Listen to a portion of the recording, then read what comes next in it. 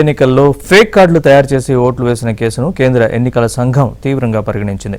ఇప్పటికే పలువురిని సస్పెండ్ చేయడంతో పాటు క్రిమినల్ కేసులు నమోదు చేస్తున్న ఈసీ అధికారులు త్వరలో ఓ ఐపీఎస్ అధికారితో పాటు మరో పోలీసు ఉన్నతాధికారిపై కూడా వేటుకు రంగం సిద్ధం చేస్తున్నారు.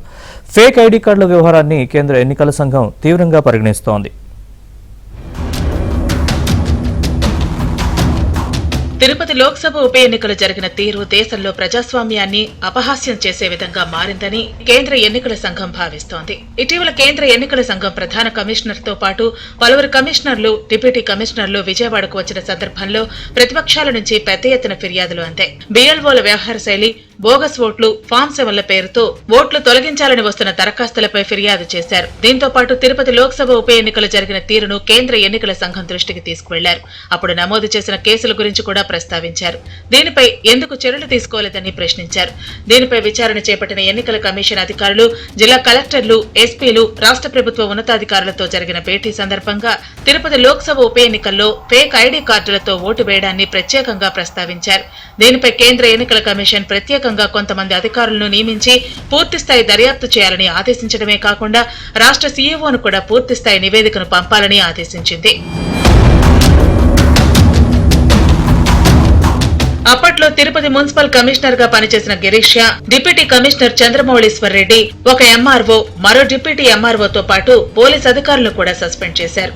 అప్పట్లో పెద్ద ఎత్తున దొంగ ఓటర్లు చెన్నై, ఇతర ప్రాంతాల నుంచి దాదాపుగా 25 నుంచి 30 బస్సుల్లో వచ్చి తిరుపతి నగరంలో యథేచ్ఛగా తిరగటం, ఎవరైనా ప్రశ్నిస్తే తిరుమల దైవ దర్శనానికి వెళుతున్నామని చెప్పటం, మంత్రి పెద్దిరెడ్డి ఫంక్షన్ హాల్లో బస చేయటం, క్యూ లైన్ లో నిలబడిన వారికి కనీసం వారి దగ్గర ఉన్న ఫేక్ ఐడీ కార్డు ఏదో కూడా తెలియని పరిస్థితి ఉన్నటువంటి ఘటనలు ఏబిఎన్ లో ప్రసారం అయ్యాయి. తిరుపతి లోక్సభతో సంబంధం లేని వారు కూడా టోల్ గేట్లను, పోలీస్ చెక్ పోస్టులను దాటుకుని ఎలా వచ్చారనే అంశంపైన ఎన్నికల కమిషన్ సీరియస్ గా ఉంది. ఇంత జరుగుతున్నా పోలీసులు ఎందుకు నివారించలేకపోయారని కూడా కేంద్ర ఎన్నికల సంఘం అధికారులు, రాష్ట్ర అధికారులను నిలదీసినట్లు తెలుస్తుంది. వైసీపీ నేతలు చేసిన తప్పులకు అధికారులు బలయ్యారని, ఈ ఫేక్ ఐడీ ఓటర్ కార్డుల వెనక ఉన్న మంత్రి పెద్దిరెడ్డి రామచంద్రారెడ్డి, తిరుపతి ఎమ్మెల్యే భూమన కరుణాకర్ రెడ్డిపై ఎందుకు చర్యలు తీసుకోవడం లేదని మాజీ మంత్రి కెఎస్ జవహర్ ప్రశ్నించారు. ఓటర్ల లిస్టులో తనకు అనుకూలంగా ఏ విధంగా మార్చుకోవచ్చు, అధికారులను ఏ విధంగా ప్రభావితం చేయొచ్చు, ఎపిక్ కార్డులను సైతం ఐఏఎస్ ఆఫీసర్లు గిరీష్ లాంటి వాళ్ళ దగ్గర నుంచి లాగిన్ తీసుకొని 30,000 పైగా ఏ విధంగా డౌన్లోడ్ చేయొచ్చు అనేది ఒక మోడల్గా, ఎవరు కూడా ఇలాంటివి కూడా చెయ్యొచ్చా అని అనుకునే విధంగా ఉండేటటువంటి విషయాన్ని జగన్మోహన్ రెడ్డి చేసి చూపించినటువంటి పరిస్థితి ఈరోజు చూస్తూ ఉన్నాం. జగన్మోహన్ రెడ్డి ఆ రోజు తిరుపతి ఎన్నికల్లో 30,000 పైగా ఎపిక్ కార్డుల్ని అధికారుల యొక్క లాగిన్ తీసుకొని డౌన్లోడ్ చేస్తే ఈరోజు పాపం అధికారులు భయానిక, ప్రలోభాలక, దేనికి లొంగి ఏ విధంగా పాడయ్యారు, ఈరోజు సస్పెండ్ అయ్యారంటే వాళ్ళ జీవితంలో సర్వీస్ మొత్తం కూడా కళంకితంగా ఉండేటటువంటి పరిస్థితి ఉంది.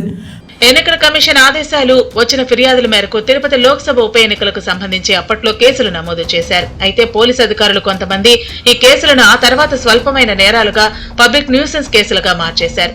మొత్తం 13 కేసులు నమోదు కాగా ఇందులో కొన్ని కేసులను తప్పుడు కేసులంటూ ఆధారాలు లేవని క్లోజ్ చేశారు. ఇప్పుడు ఈ అంశాన్ని కేంద్ర ఎన్నికల సంఘం సీరియస్ గా తీసుకుంది. ఈ కేసుల మూసివేతకు బాధ్యులు ఎవరు, అప్పుడు అధికారులు ఎవరున్నారనే అంశంపై కూడా నివేదికను కోరింది.